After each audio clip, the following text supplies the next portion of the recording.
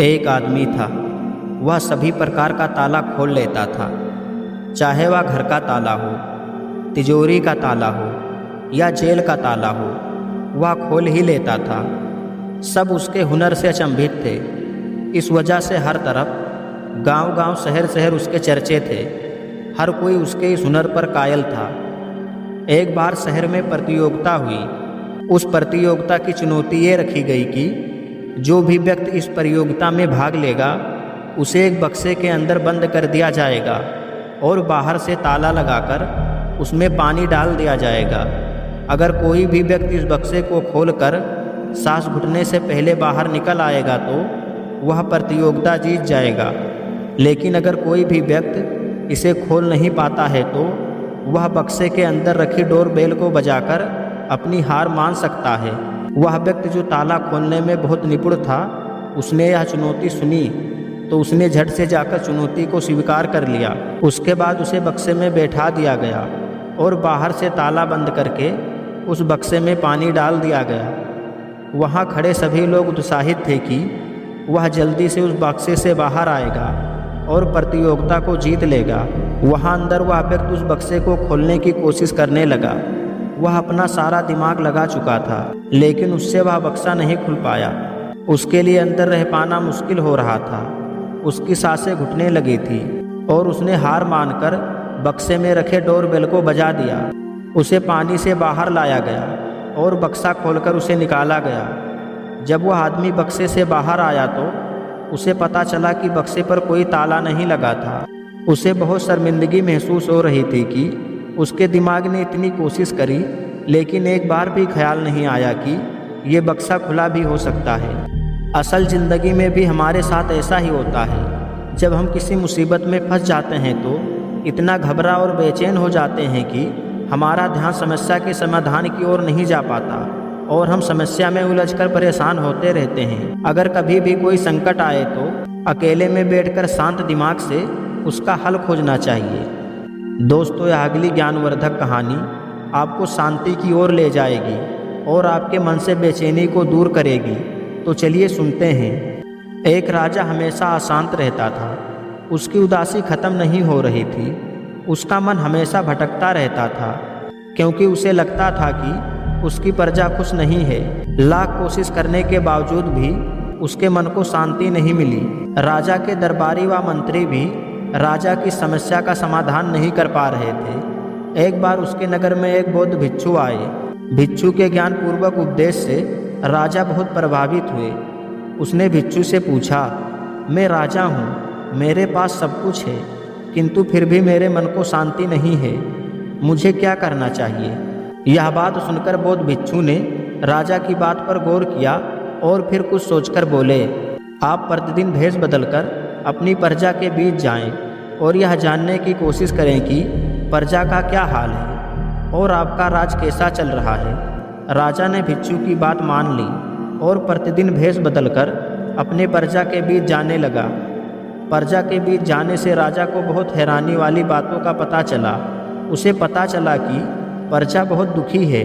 उसके राजकाज के कार्यों में कम दिलचस्पी लेने की वजह से राजा के अधिकारी लापरवाह और रिश्वतखोर हो गए थे। जमाखोरों की वजह से दैनिक कार्यों की मूलभूत वस्तुओं के भाव बढ़ने से महंगाई बहुत बढ़ गई थी।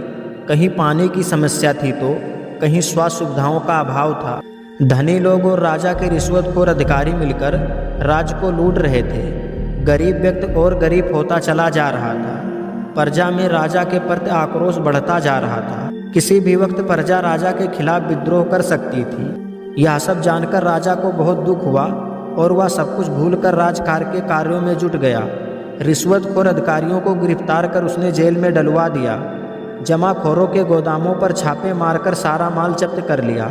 राजा ने खुला दरबार लगाकर प्रत्यक्ष रूप से प्रजा की समस्याएं सुनना शुरू कर दी और जितनी जल्दी हो सकता था उन समस्याओं का समाधान भी करने लगा। प्रजा के मन में राजा के प्रति सम्मान बढ़ने लगा था। कुछ दिनों बाद बौद्ध भिक्षु राजा से मिला और पूछा, राजन, आपको कुछ शांति प्राप्त हुई? तब राजन बोले, मुझे पूर्ण रूप से शांति तो नहीं मिली, किंतु जब से मैंने अपनी प्रजा के दुखों के बारे में जाना है और उनके दुखों का निवारण करने में लगा हूँ, इससे मेरे मन को थोड़ा शांति मिल रहा है। तब बौद्ध भिक्षु ने समझाया, राजन, आपने शांति का मार्ग खोज लिया है। आपने शांति का मार्ग खोज लिया है। अब आप उस मार्ग पर आगे बढ़ते जाइए। राजा तभी प्रसन्न रह सकता है जब उसकी प्रजा सुखी हो। मेरे प्यारे श्रोताओं, इस कहानी के माध्यम से मैं आपको यह समझाना चाहता हूँ कि अगर हमारा मन अशांत और बेचैन है तो इसकी कोई ना कोई वजह जरूर होगी। हमको उस वजह को ढूंढना होगा और उसके समाधान पर कार्य करना होगा, तभी हमारा मन शांत होगा। जैसे राजा के मन के अशांति का कारण था कि उसकी प्रजा उसे परेशान लग रही थी, उसका राज भ्रष्ट हो चुका था। लेकिन राजा बौद्ध भिक्षु के बताने पर समस्या को जान गया और उसके निदान में लग गया, जिससे उसका मन अपने आप शांत होने लगा। यही बात मैं आप लोगों को बताना चाहता हूँ। और फिर भी अगर आपके मन में कोई संदेह है तो मैं आपको चीनी सम्राट और बोधि धर्म की प्रचलित कथा सुनाता हूँ। इसको सुनने के बाद आपके सारे संदेह दूर हो जाएंगे। तो चलिए शुरू करते हैं। कथा है कि चीन के सम्राट ने बोधि धर्म से पूछा, मेरा चित्त अशांत है, मैं हमेशा बेचैन रहता हूँ, मेरे भीतर निरंतर अशांति मची रहती है, मुझे थोड़ी शांति दे, या मुझे कोई ऐसा गुप्त मंत्र बताएं कि मेरे अंदर की अशांति खत्म हो जाए और मैं आंतरिक मौन को प्राप्त हो जाऊं। बोधि धर्म ने सम्राट से कहा, आप ब्रह्म मुहूर्त में यहाँ आएं, जब यहाँ पर कोई ना हो, केवल मैं ही उपस्थित रहूं। और याद रहे, अपने अशांत चित्त को भी अपने साथ लेकर आएं, उसे घर पर ना छोड़कर आएं। सम्राट महल जाता है, लेकिन अब वह पहले से ज़्यादा अशांत हो चुका था।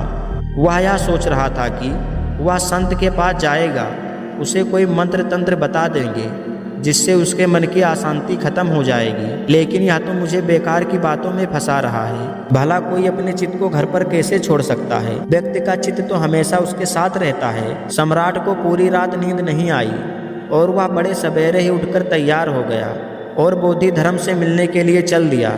सम्राट जैसे ही बोधि धर्म के पास पहुंचा तो उसने देखा बोधि धर्म हाथ में डंडा लिए बैठे हैं। बोधि धर्म ने सम्राट को देखकर कहा, अच्छा तो आ गए, तुम्हारा अशांत मन कहाँ है?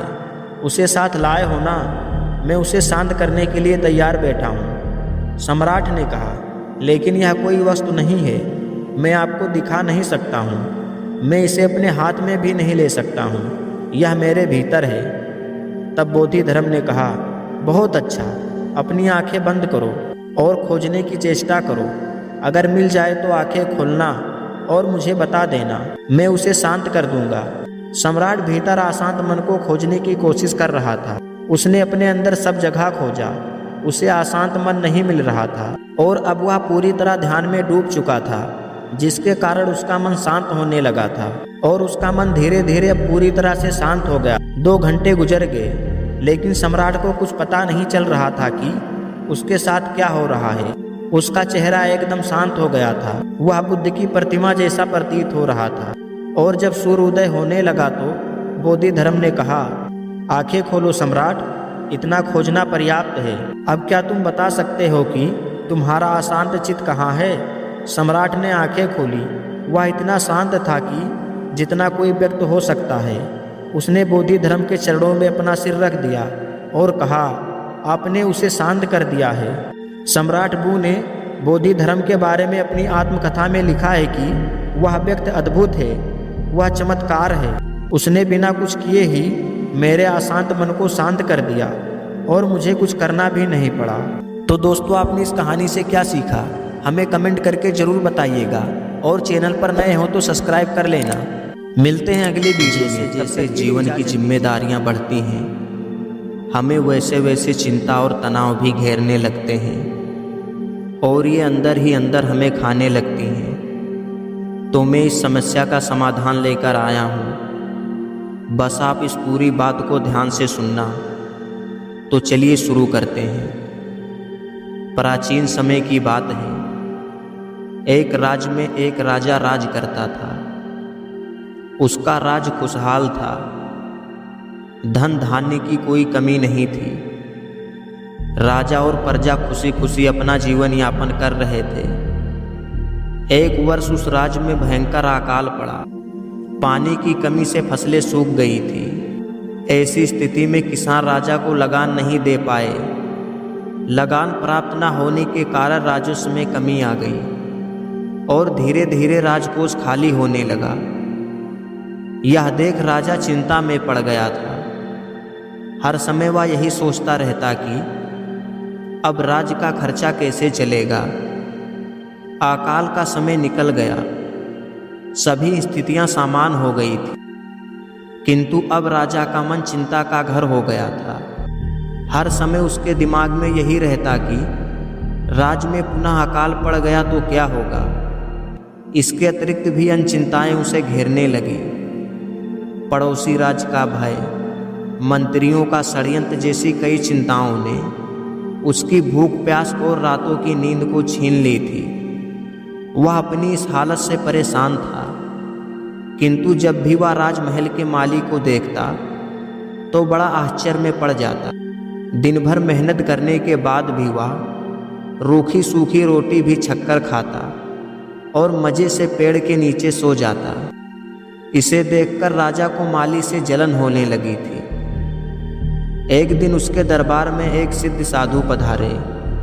राजा ने अपनी समस्या साधु को बताई और उसे दूर करने का सुझाव मांगा। साधु राजा की समस्या अच्छी तरह से समझ गए थे। वे बोले, राजन, तुम्हारी चिंता की जड़ राजपाट है। अपना राजपाट पुत्र को देकर तुम चिंता से मुक्त हो जाओ। इस बात पर राजा बोला, गुरुवर, मेरा पुत्र मात्र 5 वर्ष का है। वह अबोध बालक इस राजपाट को कैसे संभालेगा। तो फिर ऐसा करो, अपनी चिंता का भार मुझे सौंप दो। साधु ने बोला। राजा तैयार हो गया और उसने अपना राजपाट साधु को सौंप दिया। इसके बाद साधु ने पूछा, अब तुम क्या करोगे। राजा बोला, सोचता हूँ कि कोई व्यवसाय कर लूँ, लेकिन उसके लिए धन की व्यवस्था कैसे करोगे। अब तो राजपाट मेरा है, राजकोष के धन पर भी मेरा अधिकार है। साधु ने कहा, तो फिर मैं कोई नौकरी कर लूँगा। राजा ने उत्तर दिया। साधु ने कहा, ये ठीक है, लेकिन यदि तुम्हें नौकरी ही करनी है तो कहीं और जाने की आवश्यकता नहीं, यहीं रहकर नौकरी कर लो। मैं तो साधु हूँ, मैं अपनी कुटिया में ही रहूँगा। राजमहल में ही रहकर मेरी ओर से तुम इस राजपाट को संभालना। राजा ने साधु की बात मान ली और साधु की नौकरी करते हुए राजपाट को संभालने लगा। साधु अपनी कुटिया में चले गए। कुछ दिनों बाद पुनः साधु राजमहल आए और राजा से भेंट कर पूछे, कहो राजन, अब तुम्हें भूख लगती है या नहीं। तुम्हारी नींद का क्या हाल है। राजन बोले, गुरुवर, अब मैं खूब खाता हूँ और गहरी नींद से सोता हूँ। पहले भी मैं राजपाट का कार्य करता था, अब भी वही करता हूँ। फिर भी ये परिवर्तन कैसा, ये मेरी समझ के बाहर है। राजा ने अपनी पूरी स्थिति बताते हुए प्रश्न पूछ लिया।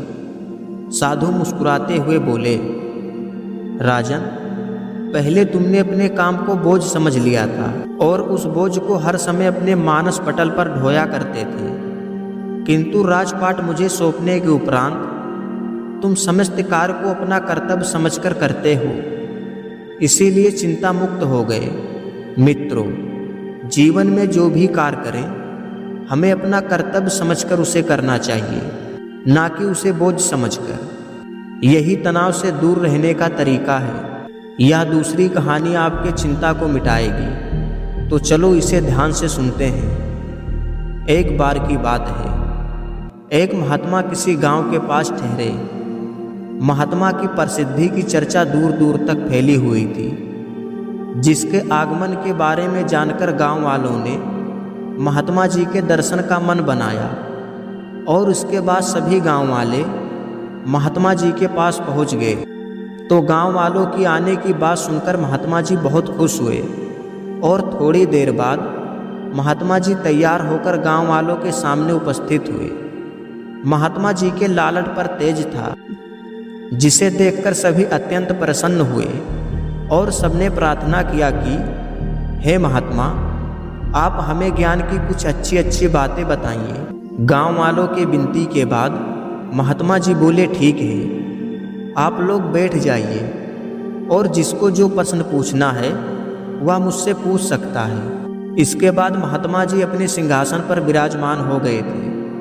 उन गांव वालों में से एक व्यक्ति महात्मा जी से पूछता है कि हे महाराज, आप ही बताइए कि हम सभी अपने दुखों और चिंताओं से कैसे छुटकारा पा सकते हैं। उस गांव वाले की बात को सुनकर महात्मा जी ने अपनी एक गठरी को मंगाया और गठरी को अपने हाथों में उठाकर बोले कि आप लोग बताएं कि इस गठरी का वजन कितना होगा।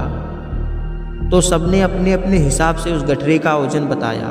सबकी बात सुनकर महात्मा जी ने कहा कि देखो, गठरी का वजन चाहे जितना भी हो, इससे कोई फर्क नहीं पड़ता। फर्क तो सिर्फ इस बात से पड़ता है कि इस गठरी को मैं कितने समय तक अपने हाथों से उठाए रखता हूँ। अगर इसे मैं अपने हाथों से 1 मिनट तक उठाए रखता हूँ तो मुझे कोई फर्क नहीं पड़ेगा, लेकिन अगर इस गठरी को अपने हाथों में घंटों तक उठाए रखता हूँ तो हो सकता है कि मेरा हाथ दर्द करने लगे और ज़्यादा देर तक उठाने से मेरे हाथ अकड़ भी सकते हैं। लेकिन सोचो, अगर इसे मैं सारे दिन या हर दिन इस गठरी को उठाए रखता हूँ तो निश्चित ही मैं दर्द और परेशानी में पड़ सकता हूँ, और ऐसा करने से मेरे हाथ कमज़ोर होकर अपाहिज भी हो सकते हैं और हाथों की ऐसी हालत हो सकती है कि या उठने में भी असमर्थ हो सकते हैं। तो आप सभी बताइए कि इन परिस्थितियों में क्या गठरी का वजन कम हुआ? शायद कुछ भी नहीं। ठीक उसी प्रकार यदि हम सब अपने जीवन में गठरी रूपी दुख और चिंता को लेकर परेशान रहते हैं तो क्या हमारी दुख और चिंता कभी कम होगी? शायद कभी नहीं। हाँ, लेकिन हम सभी अपने दुखों और चिंताओं को अपने पास कुछ समय तक ही रखते हैं तो उससे हमें उतना कष्ट नहीं होगा जितना कि हम अपने दुखों और चिंताओं को जिंदगी भर ढोते रहते हैं। अक्सर हम सभी के साथ में ऐसा ही होता है कि अगर हमारे जीवन में थोड़ा सा भी दुख आ जाता है तो उस दुख के कारण अत्यंत चिंता में हो जाते हैं और अपना सारा काम काज छोड़कर बस उसी दुख की चिंताओं में फिरते रहते हैं, जिसके कारण हमारे बने बनाए काम भी बिगड़ जाते हैं। इसीलिए हमें कभी भी अपने जीवन में अपने दुखों में डूबकर हमेशा उसकी चिंता नहीं करना चाहिए। हमारे जीवन में जब भी दुख आए तो हमें शांत मन से उस दुख का निवारण सोचना चाहिए, ना कि उसमें और लिपटकर हमेशा उसी दुख में उलझे रहें। तो मित्रों, आपने इन दोनों कहानियों से क्या क्या सीख प्राप्त किया हमें कमेंट करके ज़रूर बताइएगा। और अगर चैनल पर आप नए हैं तो प्लीज़ चैनल को सब्सक्राइब कर लीजिए, क्योंकि ऐसी शिक्षा भरी वीडियो हम आपके लिए लेकर आते रहते हैं। तो चलिए अब दीजिए इजाज़त, मिलते हैं। अगर कोई व्यक्ति आपसे जलता है, आपकी बुराई करता है, आपको नुकसान पहुंचाना चाहता है तो यह वीडियो बस आपके लिए है। इसको ध्यान लगाकर सुनना। हम इस कहानी के माध्यम से आपको समझाने की कोशिश करते हैं। तो चलिए शुरू करते हैं। प्रबुद्ध नाम का एक बटेर था जो कि स्वभाव से बड़ा दयालु और परोपकारी था। वह हर एक जीव को अपने समान ही मानता था और इसीलिए कभी किसी कीट पतंगे को मारकर अपना भोजन नहीं बनाता था, तथा दूसरे पशु पंछियों को भी ऐसा करने को कहता था। वह प्रतिदिन पंछियों को उपदेश भी देता था कि किसी जंतु को मारकर अपना पेट नहीं भरना चाहिए। हमारे प्रकृति ने हमें तरह तरह के फल और अनाज दिए हैं, तो क्यों ना हम इससे ही अपना पेट भरें। बटेर का उपदेश दूसरे पंछियों को बहुत अच्छा लगता था, पर चील को बिल्कुल अच्छा नहीं लगता था। वह मन ही मन बटेर से जला करती और उसको नुकसान पहुंचाने की मकसद से बाकी पंछियों से उसकी बुराई किया करती थी। बटेर जानता था कि चील उससे जलती है और उसके विरुद्ध पंछियों को भड़काती है, किंतु फिर भी वह उसकी बातों का बुरा नहीं मानती थी और अपने अच्छाई के साथ में रहती थी। एक दिन दोपहर के समय सभी पंछी दाने चारे के लिए बाहर चले गए थे। घोंसले में केवल उनके अंडे और छोटे छोटे बच्चे ही रह गए थे। उस वक्त बटेर भी अपने घोंसले में आराम कर रहा था। तभी सहसा उसके कानों में चीखने और चिल्लाने की आवाज़ सुनाई पड़ी। वह तुरंत अपने घोंसले से बाहर निकला और इधर उधर देखने लगा। वह यह देखकर स्तंभ हो गया कि चील के घोंसले की ओर धीरे धीरे एक काला सांप बढ़ा जा रहा है। बच्चे उसी को देखकर चिल्ला रहे हैं। बटेर तीव्र गति से उड़कर नाग के पास जा पहुंचा और बोला, अगर अपनी कुशलता चाहते हो तो यहाँ से भाग जाओ। अगर घोंसले के अंदर घुसने की कोशिश भी की तो मैं शोर मचा दूंगा और सभी लोग आ जाएंगे, जिससे तुम्हें अपने जान से भी हाथ धोना पड़ सकता है। नाग ने उत्तर दिया, चील तुम्हारे साथ इतना बुरा व्यवहार करती है, फिर भी तुम उसके बच्चों की रक्षा कर रहे हो।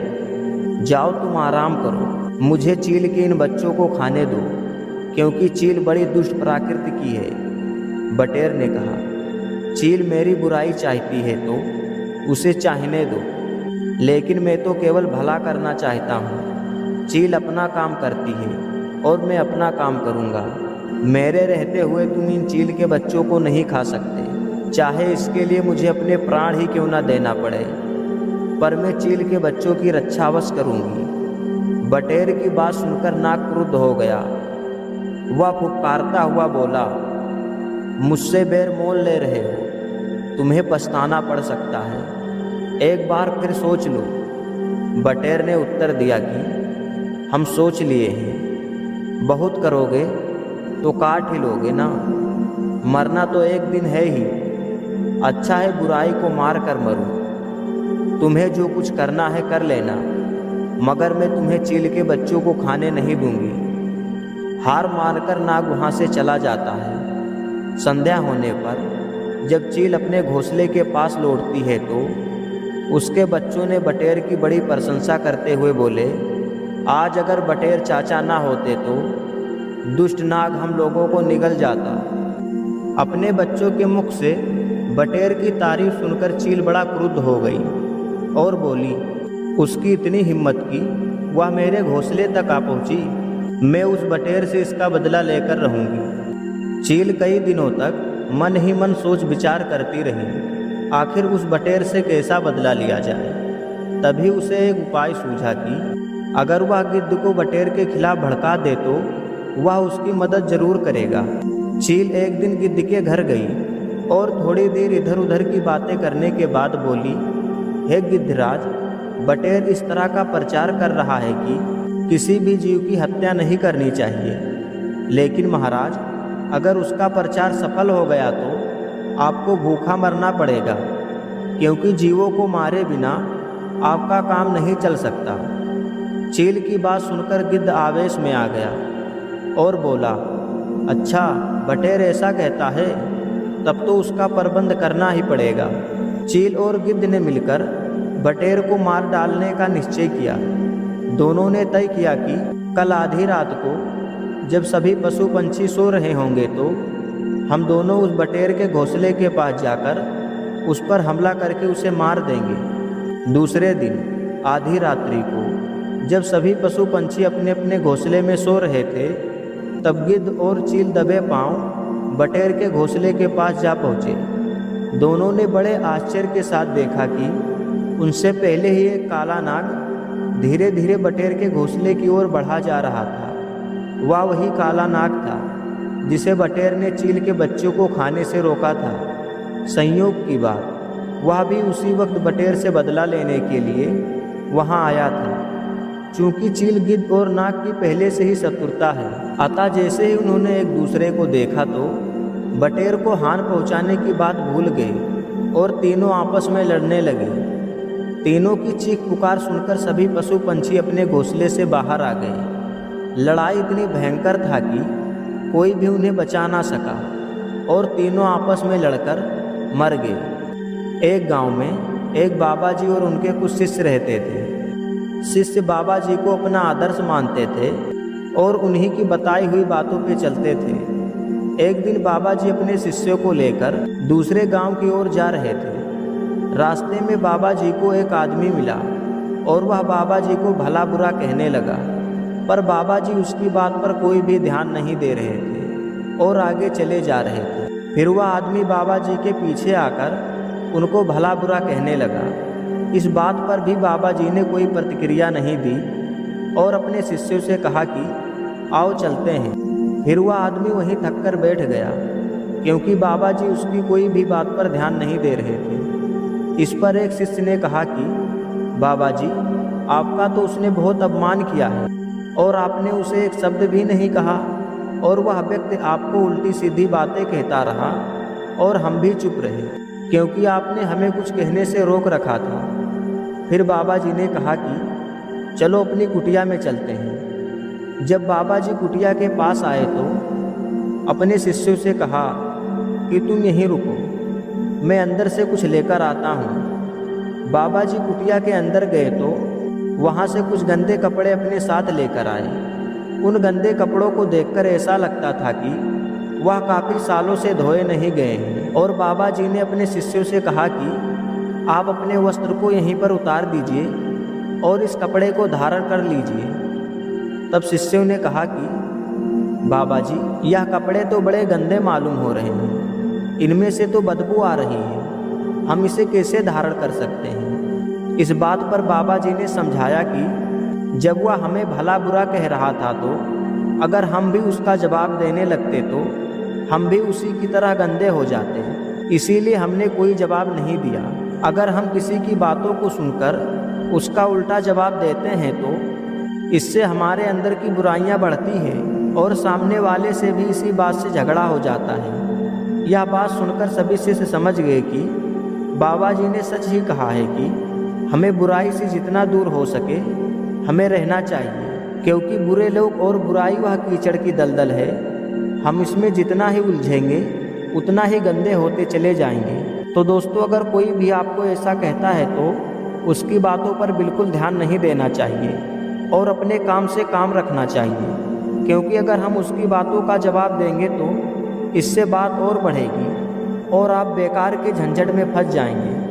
तो दोस्तों, इसी के साथ में इस कहानी को करते हैं ख़त्म। अगर वीडियो आपको ज़रा से भी अच्छी लगी हो तो प्लीज़ चैनल को सब्सक्राइब करें। अपने शिष्यों की सभा जमाए बैठे हुए थे। जब सभा खत्म होती है और सभी शिष्य जाने लगते हैं तो उनका एक शिष्य उनके पास आता है और पूछता है कि हे बुद्ध, ये कर्म फल क्या होता है? कृपया हमें कर्म फल के सिद्धांत को बताएं।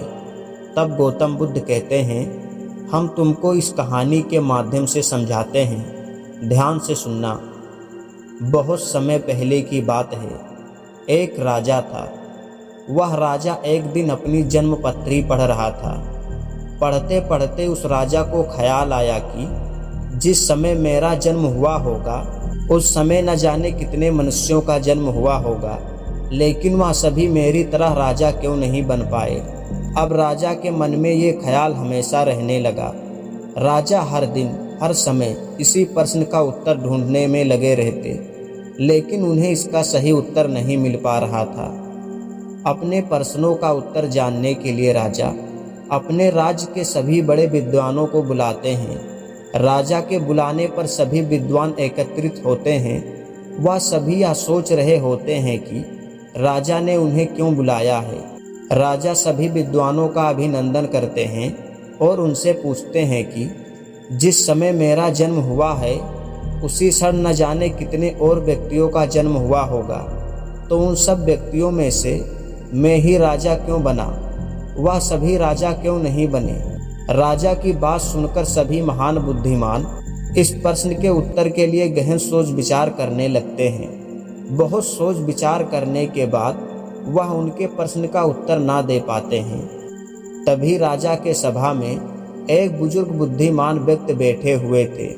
वह थोड़ी देर बाद बोले कि इस प्रश्न का उत्तर तुम्हें एक महान बौद्ध भिक्षु दे सकते हैं, जो कई वर्षों से एक घने वन में तपस्या कर रहे हैं।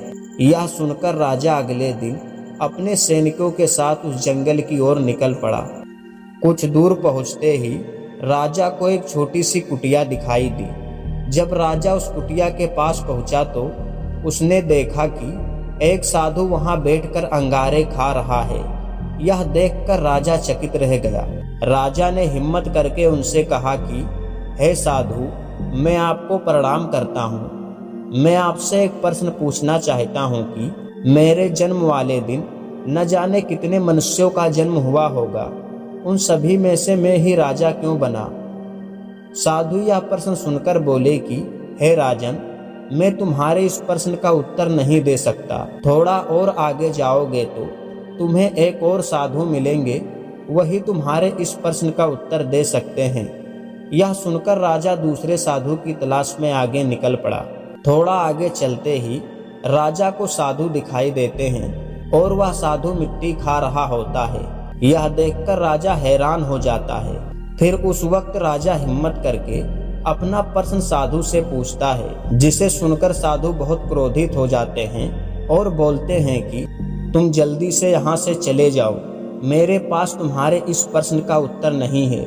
तुम और आगे जाओगे तो तुमको इस सवाल का उत्तर एक लड़के से मिल सकता है।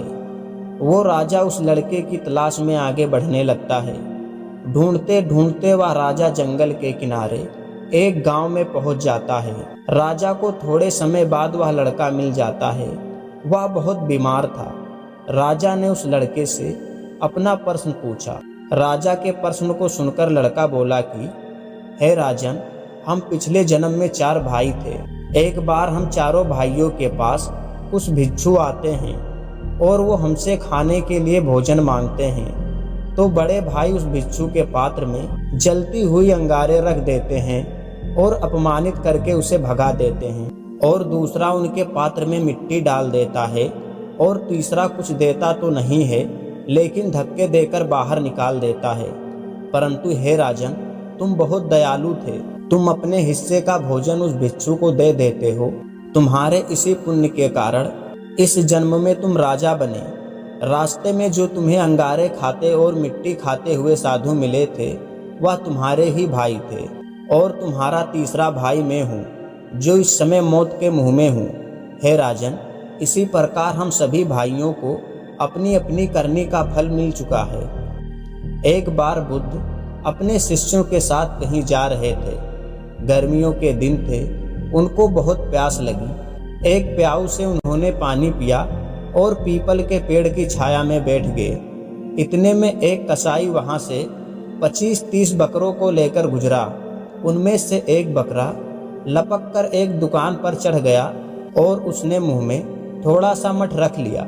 जैसे ही दुकानदार का ध्यान उस तरफ जाता है, उसने बकरे के कान पकड़ के 2-4 घूंसे मार देता है और कसाई को बकरा पकड़ाते हुए कहता है, जब इस बकरे को तू हलाल करे तो इसकी मुंडी मुझे दे देना, क्योंकि इसने मेरा मठ खा लिया है।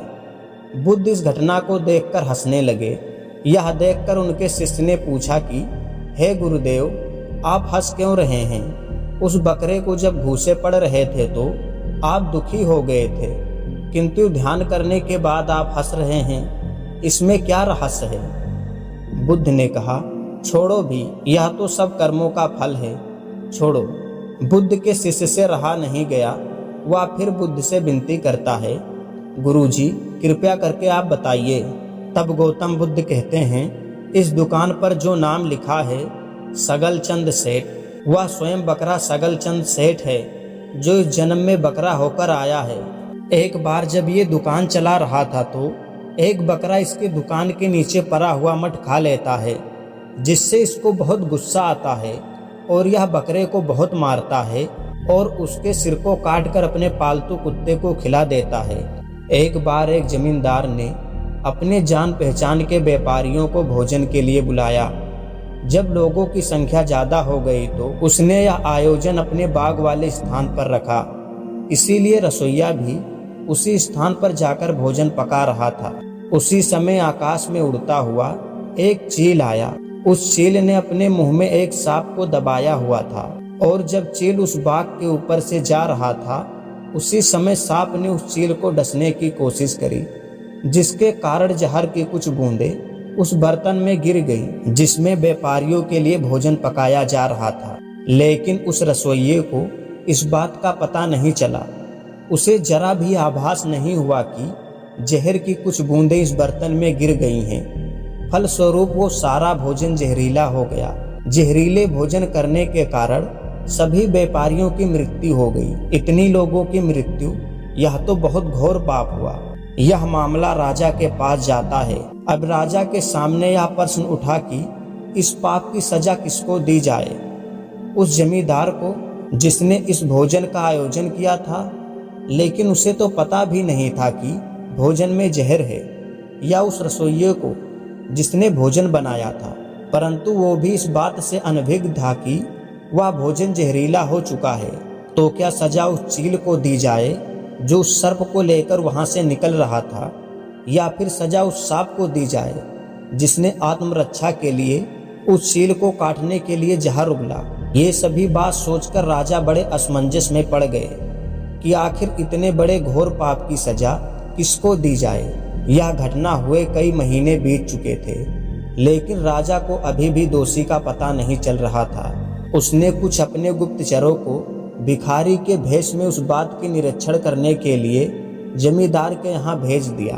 वो गुप्तचर भिखारी के भेष में जमींदार के यहाँ जा रहे थे। तभी रास्ते में उन्होंने एक गांव देखा। जब गुप्तचरों ने वहां जाकर देखा तो उस गांव में हजारों मरे हुए पशु पंछी, सांप और जानवर पड़े थे।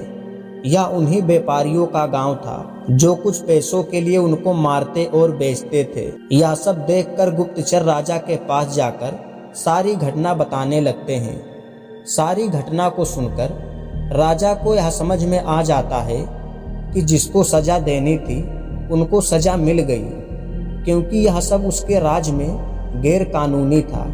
वह राजा बड़ा ही दयालु था। उसने सभी पशु पंछियों और जीवों की हत्या करने पर रोक लगा रखा था, लेकिन ये व्यापारी पैसे के लालच में निर्दोष जानवरों को मारते और बेचते थे। इन सभी कहानियों को सुनाकर बुद्ध कहते हैं कि यह बात सत्य है कि कर्म फल से कोई नहीं बच पाया है। कर्म आपका देखने में बुरा तो हो सकता है, परंतु अगर आपका उद्देश्य और आपकी नीयत सच्ची है तो फल भी आपको सच्चा और अच्छा ही मिलेगा। इसे ही कर्म का सिद्धांत कहते हैं। तो दोस्तों, आपने इस कहानी से क्या सीखा हमें कमेंट करके जरूर बताइएगा। और अगर आप चैनल पर नए हो तो प्लीज़ चैनल को सब्सक्राइब कर लीजिएगा। मिलते हैं अगले वीडियो में, तब तक के लिए जय हिंद, जय भारत।